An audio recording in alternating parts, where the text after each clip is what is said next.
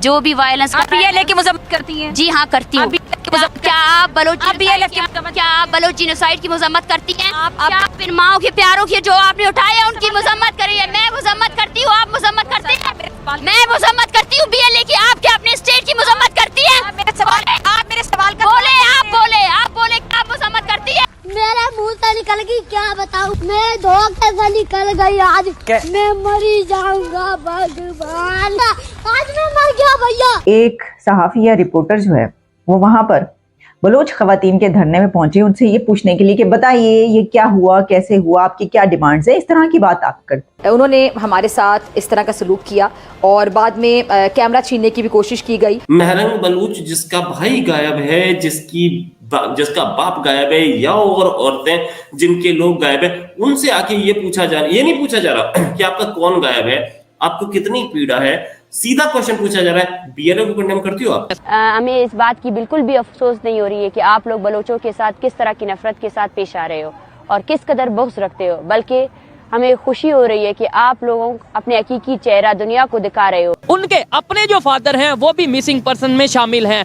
और जो missing person में लोग शामिल हैं उनमें बहुत से स्टूडेंट्स हैं। क्योंकि माजी हमें ये बताता है कि चाहे वो 71 की जंग हो, चाहे वो बांग्लादेश मशरकी पाकिस्तान का मामला हो, ऐसी पॉलिसीज रही हैं कि जिसने हमें कहीं का नहीं छोड़ा। आप मुझे बताएं कि कितनी गवर्नमेंट यूनिवर्सिटीज हैं वहाँ पे, कितने गवर्नमेंट कॉलेजेस हैं, कितने गवर्नमेंट हॉस्पिटल्स हैं, और आपको इस बात का पता है कि जो हमारी नेचुरल गैस है उसके सबसे ज्यादा ज़खायर बलोचिस्तान के अंदर है। ठीक है, वो अगर जनूबी पंजाब तक पहुँच सकती है, KP तक पहुँच सकती है, इस्लामाबाद पहुँच सकती है, तो उन तक क्यों नहीं पहुँच सकती? इस्लामाबाद में सहाफत जैसे मुकद्दस पेशे से ताल्लुक रखने वाले लोग भी बलोचों के लिए इस कदर नफरत रखते हैं। हम इस रवैये और इस नफरत को जिंदगी भर याद रखेंगे और बलूचिस्तान में वापस जाकर अपने लोगों को आपकी नफरत और रवैये से आगाह करेंगे। बलूचिस्तान के उस धरने पर कि बलूचिस्तान की खवातीन बच्चे तुर्बत में पहले प्रोटेस्ट करते रहे और फिर उसके बाद जब वो इस्लामाबाद की तरफ आए कैसे उनको रोका गया, और उसके बाद इस्लामाबाद में उनके साथ जो कुछ किया गया, जो तशद्दुद हुआ, जिस तरीके से उनको जेलों में उठा उठा के डाला गया, और उसके बाद डॉक्टर महरंग बलोच जिस धरने को, जिस प्रोटेस्ट को लीड कर रही हैं, वो अब कहाँ तक पहुँचा है? तो वो अब वहाँ पर पहुँचा है जहाँ पर बात हो रही है वियना कन्वेंशन और यूनाइटेड नेशंस में ये इशू ले जाने की।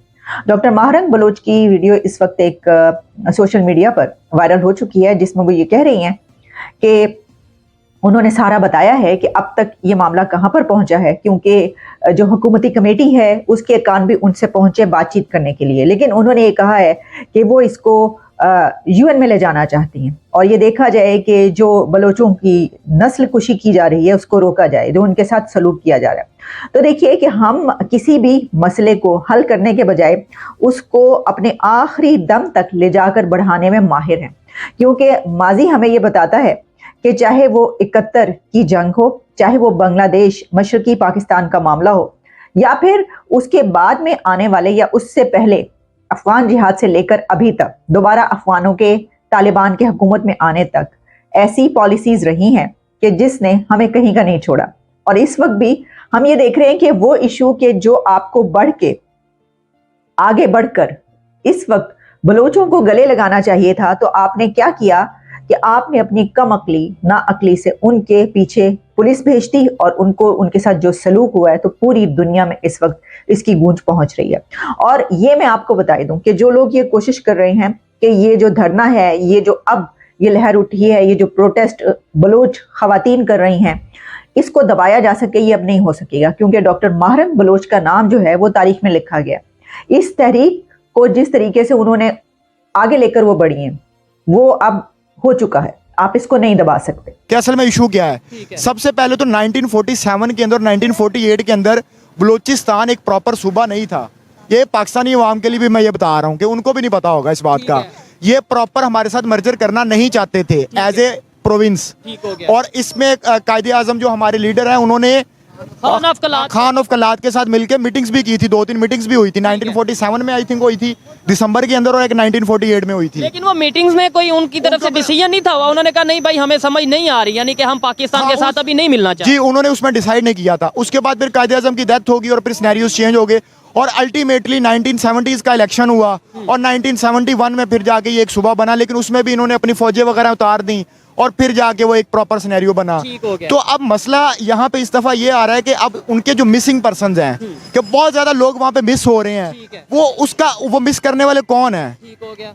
कौन लोग हैं जो उनको उठा के ले जाते हैं। और वहाँ पे आपको पता है कि अब बलूचिस्तान के अंदर अब जो वो मारांग बलोच है, वो जो पॉलिटिकल एक्टिविस्ट भी है, सोशल एक्टिविस्ट भी है, वो लेके आई है। अब देखें डेमोक्रेसी के अंदर तो हर बंदे को हक है कि वो एहतजाज कर सकता है, ठीक हो गया। ठीक है। यहाँ पे तो आप किसी को एहतजाज के साथ रोक नहीं सकते, ना वो बंदूकें लेके आए ना वो डंडे लेके आए, वो एक पुरअमन एहतजाज करने के लिए आ रहे थे और उनको एहतजाज करने का हक देना चाहिए था। अच्छा, हमारी चीज ये है ना, हम ये डिस्कस करेंगे कि आखिर क्या वजह है, कौन सी ऐसी डिमांड्स है बलोचिस्तान के लोगों की। मेहरंग बलोच की अगर बात कर लें, वो कौन सी ऐसी डिमांड्स लेके आई थी। मैं एक चीज यहाँ पे देखने वालों को बताता चलूँ कि जो मेहरंग बलोच है, मैं काफी हद तक उन्हें जानता भी हूँ, उनके बारे में काफी मतलब ये है, उनके अपने जो फादर हैं वो भी मिसिंग पर्सन में शामिल हैं, और जो मिसिंग पर्सन में लोग शामिल हैं उनमें बहुत से स्टूडेंट्स हैं, सोशल एक्टिविस्ट हैं, हमारी यूनिवर्सिटी से बहुत से ऐसे लोग हैं जो मतलब मेरे करीबी मेरे दोस्त हैं जिनके साथ ये सारी चीज़। उनमें से वो फिगर बता रहे 1000 के तकरीबन 1000 के करीब स्टूडेंट्स और पॉलिटिकल एक्टिविस्ट और सोशल एक्टिविस्ट उसमें शामिल हैं। लेकिन मेन मसला हमारे यहाँ पे आता है कि जब आप एक चीज़ डिक्लेयर कर चुके हैं कि ये एक डेमोक्रेसी है, तो फिर वहाँ पे मिसिंग पर्सन का क्या तुक बनता है। वहाँ पे आप बलूचिस्तान के अंदर चले जाएं, अब देखें वो बेसिकली बात कर रहे हैं ह्यूमन राइट्स की, ठीक है। अब एक ह्यूमन राइट्स के अंदर खाना, रिहाइश, साफ पानी, बिजली की सहूलत, ये सब एक ह्यूमन राइट्स में आते हैं ना। तो आप मुझे बताएं कि 70% से ज्यादा जो इलाका है बलूचिस्तान का, वो तो बेसिक फैसिलिटी से ही जो है वो महरूम है। School, college, university. आप मुझे बताएं कि कितनी गवर्नमेंट यूनिवर्सिटीज हैं वहाँ पे, कितने गवर्नमेंट कॉलेजेस हैं, कितने गवर्नमेंट हॉस्पिटल्स हैं। और आपको इस बात का पता है कि जो हमारी नेचुरल गैस है, उसके सबसे ज्यादा ज़खायर बलूचिस्तान के अंदर है, ठीक है।